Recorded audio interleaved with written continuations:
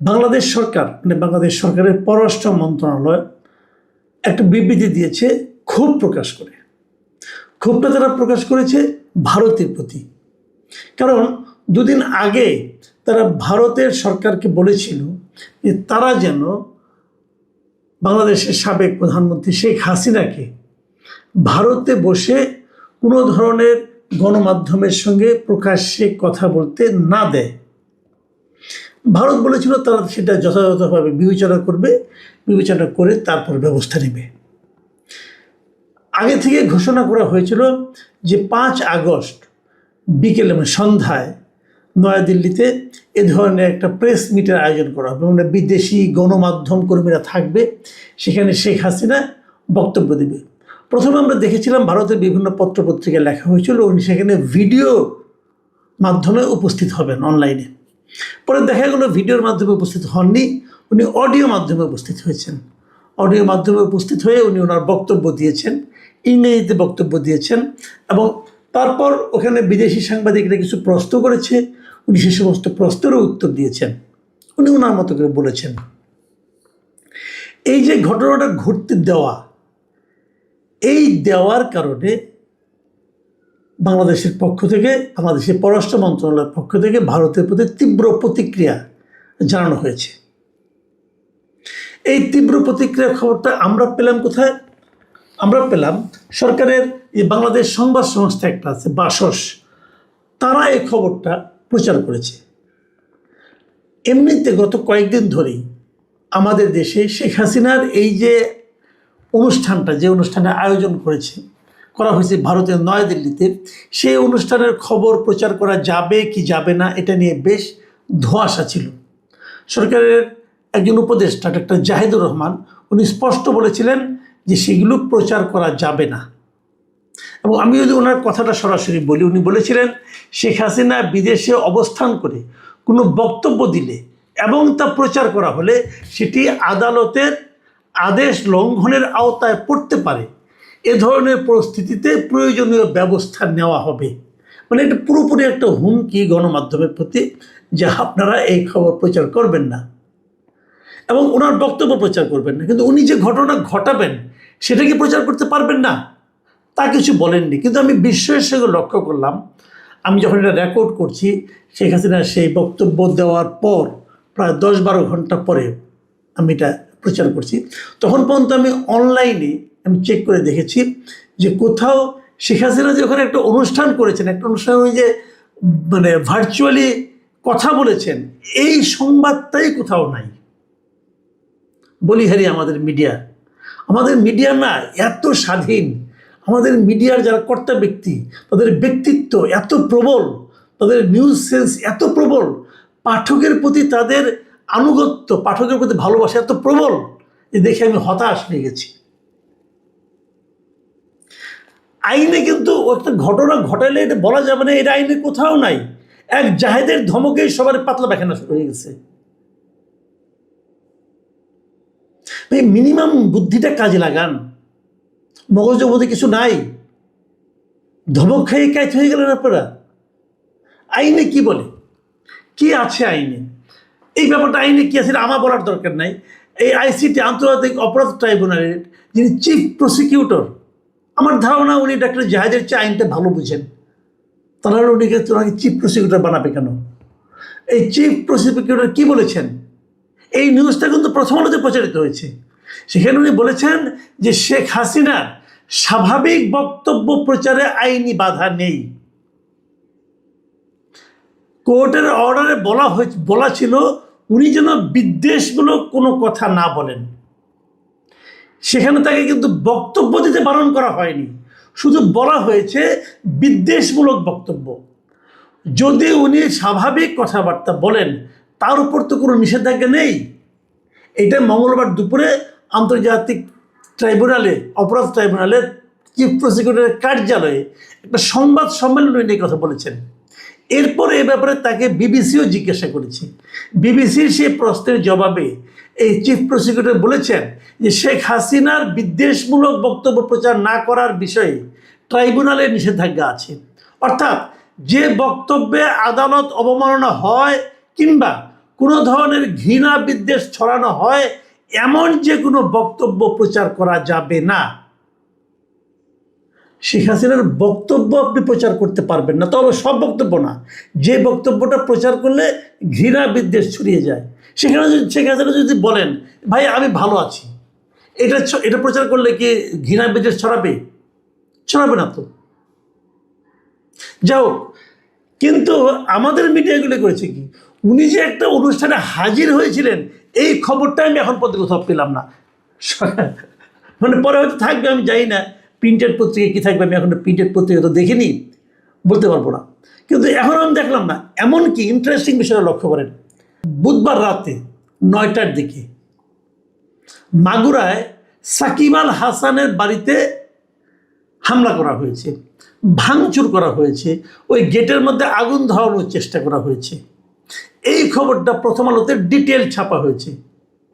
এখন হঠাৎ করে সাকিব আল হাসানের বাড়িতে আগুন কেন? সাকিব আল হাসান কি করেছেন এখন আজকে?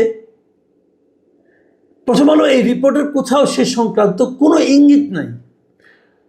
না জানার এই কথা হয়তো জানেন না, কারণ যারা আগুন দিয়েছে তাদের কথা পাওয়া যায়নি, তারা তো আর বলেনি কেন কি করেছে। কিন্তু এটা ধরেই নেওয়া যায় যে শেখ হাসিনার ওই অনুষ্ঠানে ভিডিওতে ভার্চুয়ালি সাকিব আল হাসান যুক্ত ছিলেন। সাকিব আল হাসান তখন শ্রীলঙ্কায় ছিলেন, শ্রীলঙ্কায় একটা ক্রিকেট ম্যাচ চলছিল, ওখান থেকে উনি অডিও বার্তা একটা পাঠিয়েছেন, সেটা প্রচার হয়েছে এবং পরবর্তী সময়ে উনি সেখানে ফিজিক্যালিও ওই আপনার ভার্চুয়ালি যুক্ত ছিলেন। এই অপরাধে তার বাড়িতে আগুন দেওয়া হয়েছে, এটা বোঝাই যাচ্ছে। তাহলে এতদিন কিছু বললো না, হঠাৎ করে আজকেই কেন? সন্ধ্যায় প্রেস কনফারেন্স, মানে সন্ধ্যায় যে অনুষ্ঠান হয়েছে, রাত 9টার সময় আগুন কেন? তারও যে বড় কথা, এটা তো একটা মব, সরকারের আইন শৃঙ্খলা বাহিনী সে মব ফেরাতে পারলো না কেন? মবকারীদের কাউকে গ্রেপ্তার করতে পারলো না কেন? এই ধরনের ঘটনা আমরা ডক্টর ইউনূসের আমলে দেখতাম, সেই জিনিসটা এই সরকার করতে দিল কেন? এই সমস্ত প্রশ্ন কিন্তু ভাই থাকছে। দেখুন, এখানে আরেকটা বিষয় আমি বলতে চাই, এই যে শেখ হাসিনার বিদ্বেষমূলক বক্তব্য প্রচারে যে নিষেধাজ্ঞা, এটা হতেই পারে। আমি আদালত দিয়েছি, আদালতে মানে রায় নিয়ে আদালতের সিদ্ধান্ত নিয়ে আমি কোনো মন্তব্য করতে চাই না। কিন্তু একটা কথা ভাবুন, ঠিক এই রকমই আরেকটা নিষেধাজ্ঞা কিন্তু 2015 সালে আদালত দিয়েছিল। সেটা দিয়েছিল তারেক রহমানের বিরুদ্ধে। ওই সময় আওয়ামী লীগের আওয়ামী সমর্থক একজন আইনজীবী তারেক রহমানের বক্তব্য প্রচারের উপর নিষেধাজ্ঞা চেয়ে আদালতে সুপ্রিম কোর্টের একজন আইনজীবী রিট করেছিল, এবং রিটের প্রেক্ষিতে আদালত তারেক রহমানের সব ধরনের গণমাধ্যমে তার বক্তব্য বা বিবৃতি প্রচার ও প্রকাশে নিষেধাজ্ঞা জারি করেছিল। কবে করেছিল?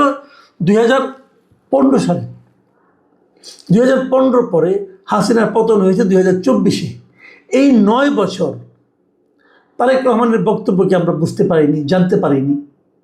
তারেক রহমানকে তার দলের লোকদের সঙ্গে মিটিং করেননি, সেই মিটিংয়ের সিদ্ধান্তগুলিকে দলের লোকেরা তারেক রহমানের বরাতে জনগণের কাছে প্রকাশ করেনি, করেছে।